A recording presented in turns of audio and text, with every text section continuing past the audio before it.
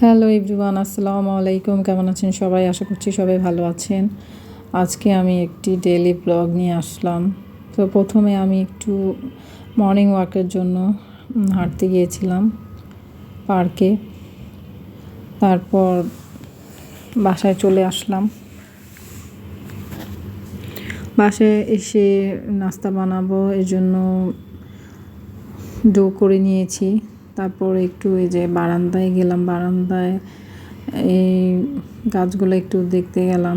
এগুলা রেকর্ড করেছে আমার ছোটো মেয়ে। এখানে মরিচ গাছ, তারপরে নাগামরিচ গাছ খুব সুন্দর ধরে আছে, মাশাআল্লাহ খুব সুন্দরভাবে গ্রোথ হয়েছে। এখন এক এক করে সবগুলো পরোটা বানিয়ে নিচ্ছি। আজকে তো হলিডে ছিল, তো বাচ্চারা বাসায়, এক এক করে সবগুলো পরোটা বানিয়ে নিলাম, চা বানিয়ে নিলাম।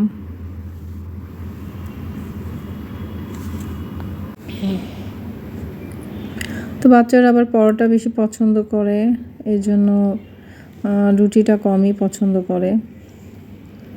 রুটি অনেক সময় কাজের খাবার হাতে বানিয়ে নেই। পরোটাগুলো বানিয়ে ভেজে নিচ্ছি, আর ডিম পোস্ট করে নিয়েছিলাম, চা বানিয়ে নিলাম। সকালবেলা নাস্তা বানানোর ঝামেলা সবার বাসায় থাকে কম বেশি, আর যেহেতু বাচ্চারা বাসায় থাকে সেদিন তো একটু স্পেশালভাবে করতে হয়, না হলে তো ওরা স্কুলে থাকলে, ইউনিভার্সিটি কলেজে থাকলে আমি যে কোনো কিছু দিয়েই নাস্তা করে ফেলি। এখন আমরা সবাই নাস্তা করে নিলাম।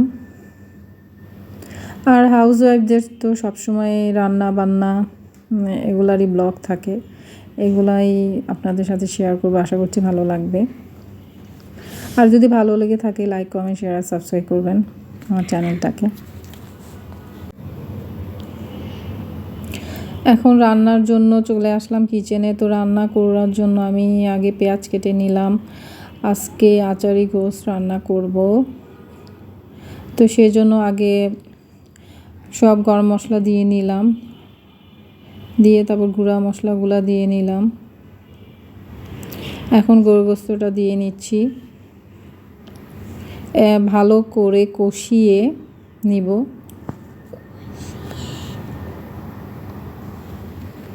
তারপর টক দই দিয়ে নিব, টক দই দিব, আর গরম মশলার গুঁড়া দিয়ে নিব, একটু গোলমরিচের গুঁড়া দিয়ে নিব। আচারি গোশতের জন্য আমি এই যে শানের যে মশলাটা সেটা নিয়েছি, এটার খুব সুন্দর ফ্লেভার আসে।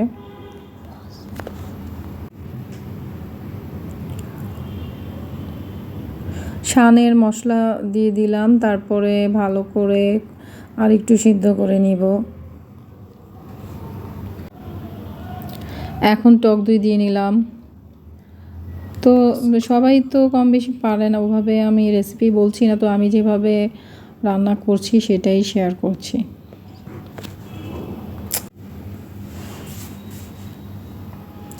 তারপর আমি এখানে আমার গাছের যে বোম্বে মরিচ বা নাগামরিচ যেটা বলেন সেটা একটু দিয়ে নিচ্ছি। এই গোশতে দিতে হয়। তো নাগামরিচগুলো মাঝখান দিয়ে একটু ফেরে, মানে এর মাঝখানে মশলাটা ঢুকিয়ে দিয়েছি। তো এভাবেও দিতে পারেন বা কাঁচামরিচ দিয়েও করা যায়, কোনো প্রবলেম নাই।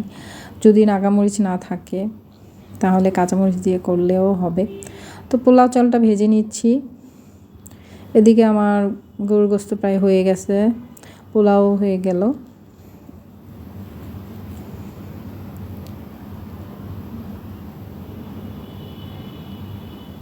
তো কেমন হয়েছে বলবেন, জানাবেন।